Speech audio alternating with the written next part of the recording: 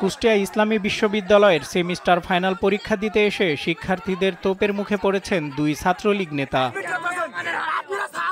দুপুরে বিশ্ববিদ্যালয়ের রবীন্দ্র নজরুল কলা ভবনের সামনে এই ঘটনা ঘটে।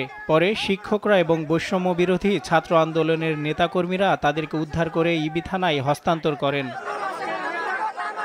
তোপের মুখে পড়া ওই দুই শিক্ষার্থী হলেন শাখা ছাত্রলীগের বর্তমান কমিটির দুর্যোগ ও ত্রাণ ব্যবস্থাপনা বিষয়ক সম্পাদক শাহিনুল পাশা এবং নাট্য ও বিতর্ক বিষয়ক সম্পাদক আলামিন সুইট। তারা উভয় আরবি ভাষা ও সাহিত্য বিভাগের 2019-20 শিক্ষাবর্ষের শিক্ষার্থী।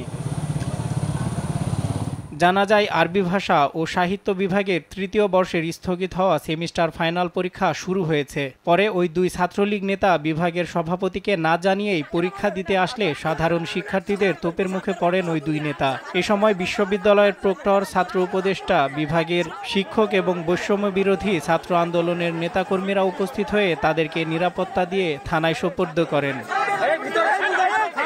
সজল বিশ্বাস, দেশ টিভি।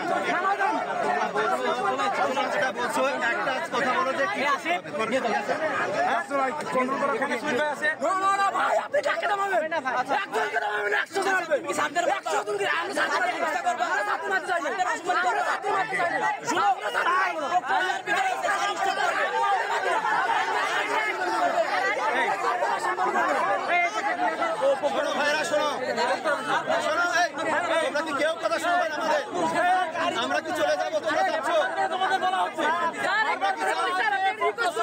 আরে বাবা, বিচার না হওয়ার আগে যদি ওরা ক্যাম্পাসে আসে স্যার, তার মানে হলো যে আমাদের সাথে বেইমানি করা এবং এটা জুলুম স্যার। যদি এটা হয় তাহলে ওরা ক্যাম্পাসে আসবে না স্যার। আর ক্যাম্পাসে আসা মানে আমাদের হাতে ছেড়ে দেওয়া স্যার। কালপিট করতেছেন আপনারা, সা বুঝাইতে সঙ্গে কালপিট করতেছেন। কোনো কালপিট চলবে না, কোনো দোষরদের চলবে না। ওদেরকে নাকি আবার প্রোটেকশন দিচ্ছে, জব চালাবে আবার। ওরা মানুষ নয়।